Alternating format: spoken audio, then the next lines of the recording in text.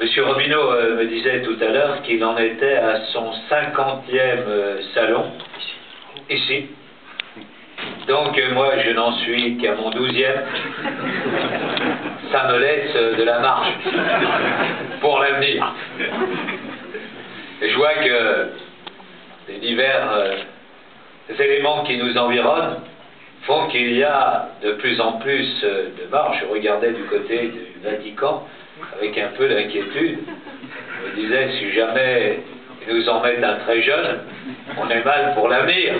Mais là, je me dis, il y a encore des possibilités pour les prochaines années. Mesdames et messieurs, moi je suis heureux, comme chaque année, d'être avec vous. Cette semaine, c'est ma semaine immobilière, puisque j'étais au MIPIM avant-hier et hier. Un MIPIM qui, je crois, pour l'agglomération lyonnaise, ne s'est pas trop mal passé.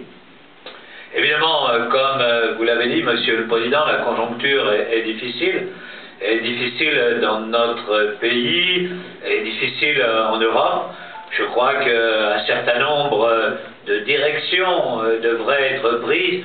J'ai, vous me l'avez rappelé, commis un petit article dans Le Monde il y a 3 jours qui a eu un certain écho. Je ne sais pas quel en sera le succès, mais en tout cas l'écho a été relativement important. Je pense que véritablement il faut que nous puissions aller de l'avant dans notre pays. Et quelquefois je vante un peu le modèle lyonnais, mais je trouve que le partenariat que nous avons établi entre à la fois la puissance publique et les acteurs privés est un bon partenariat. Et que si nous arrivions à pouvoir établir le même partenariat au niveau national, alors je suis sûr que notre pays, c'est le subconscient qui parle, notre pays repartirait de l'avant. Mesdames et messieurs, c'est un message subliminal que j'adresse à tous. Parce que je pense véritablement qu'il y a des capacités, qu'il y a de l'innovation dans notre pays, qu'il y a des entreprises qui bougent partout. Et je regardais un peu hier comment se transformait le métier de promoteur immobilier, que ce soit pour les bureaux avec les nouvelles tours que nous lançons, ou que ce soit pour le logement. Je vois que les choses bougent. Des innovations partout dans les technologies, les bâtiments intelligents, les nouveaux modèles sociaux que vous lancez. On en voyait un exemple tout à l'heure, et cela montre que nous avons la capacité à aller de l'avant. En tout cas, pour ce qui concerne l'agglomération lyonnaise, je crois qu'aujourd'hui, les prochaines années devraient plutôt être des années favorables. Je regardais ce que nous lancions hier et avant-hier au MIPIM avec la tour InCity. La tour InCity, c'est évidemment beaucoup de jobs pour les professionnels du bâtiment. Ce que nous lançons en ce moment sur le stade du Grand Montou, je regarde ce que nous lançons avec Vinci sur le programme aujourd'hui appelé Tout Lyon, hier Cluster Hotel. Je me disais qu'au total, ce n'était pas loin d'1,5 milliard de projets que nous étions en train de lancer. Évidemment, lancer de tels montants d'investissement, ça donne une certaine dynamique à la ville. Alors parce que nous donnons cette activité à la ville, bien évidemment notre ville attire. Et comme elle attire, il faut construire du logement.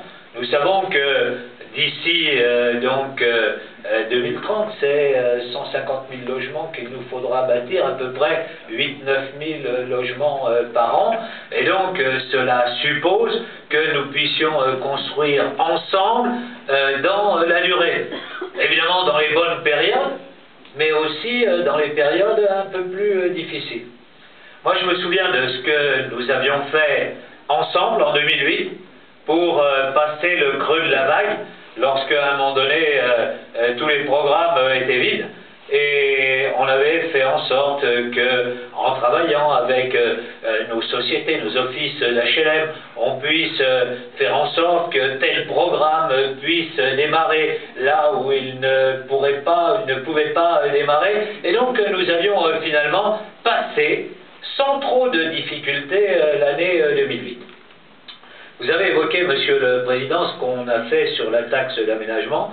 C'est vrai que cette taxe d'aménagement, vous soulignez d'ailleurs tout à l'heure comment les lois pouvaient être un peu, j'irais, brutales et nécessiter un certain nombre de changements de contre-pied extraordinaires.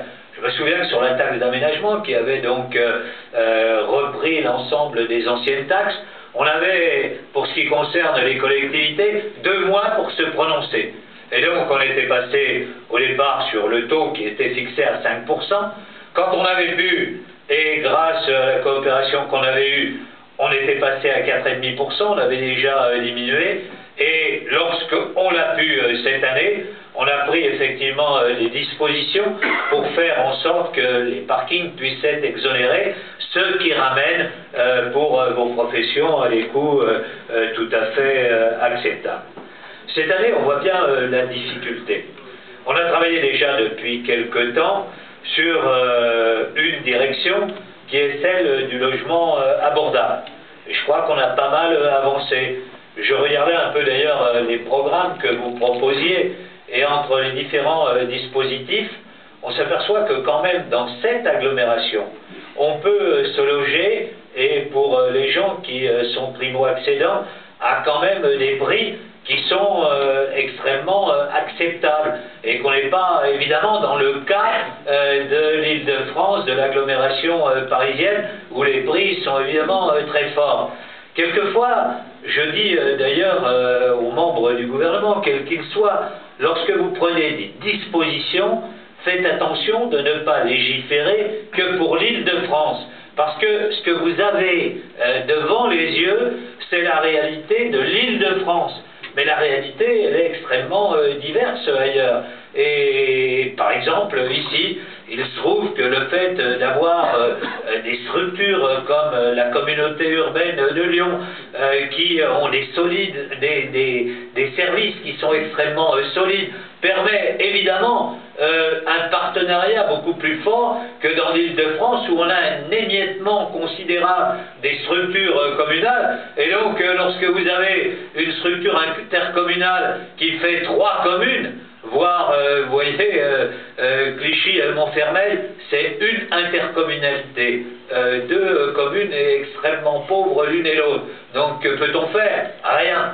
Donc, se donner les moyens de la réforme en Île-de-France pour construire ce qu'on construit dans l'agglomération lyonnaise, y compris dans le nouveau stade qu'on vient de passer avec la construction de la métropole. C'est se donner les moyens d'une action publique qui soit sérieuse, efficace et qui puisse se dérouler dans le temps. Je disais, nous voyons aujourd'hui les difficultés de la situation, nous la pressentions, et donc nous avons travaillé avec les services sur des dispositifs d'aide aux primo-accédants sur lesquels le Grand Lyon pourrait s'engager. Essayer de faire une prime incitatrice pour que des primo-accédants puissent venir s'engager, faire surtout une campagne de communication extrêmement importante, parce que ce que vous disiez sur le Duflot par exemple, vous disiez le dispositif n'est pas si mal, mais le temps qu'il s'installe dans les esprits, ça va demander des temps infinis. Alors voilà, je crois qu'aujourd'hui, ce qu'on peut faire dans l'agglomération, c'est essayer de faire passer d'ici le mois de mai, et c'est le challenge que j'ai donné à mes services, une incitation, faire ensuite ensemble une campagne de communication sur le thème Access à Lyon, et donc ensuite essayer de passer le cap de l'année 2013, qui forcément sera un cap tendu. Voilà, mesdames et messieurs, comme vous le savez, nous, on aime cette ville, on essaye de faire avec vous. Je regardais la qualité de vos programmes, c'est fantastique quand même. La qualité aujourd'hui du bâti à Lyon est formidable. quand je me souviens de 30-40 ans en arrière, je crois qu'il n'y avait pas le même caractère professionnel dans l'ensemble des programmes, parce que du programme aujourd'hui de niveau le plus élevé jusqu'à l'accession la plus simple, il y a un effort architectural, il y a un effort de rigueur dans la construction, d'insertion dans le paysage qui est absolument extraordinaire. Alors, merci à vous toutes et à vous tous de votre action, puis on va essayer de continuer ensemble avec Olivier Brachet, avec Monsieur Le Faou pour la Sacvelle, avec Gilles Bunat qui doit être resté encore au MIPIM et donc qui n'est pas présent parmi nous, avec toutes celles et tous ceux qui œuvrent avec moi au quotidien dans cette agglomération. Bon salon de l'immobilier et on est derrière vous.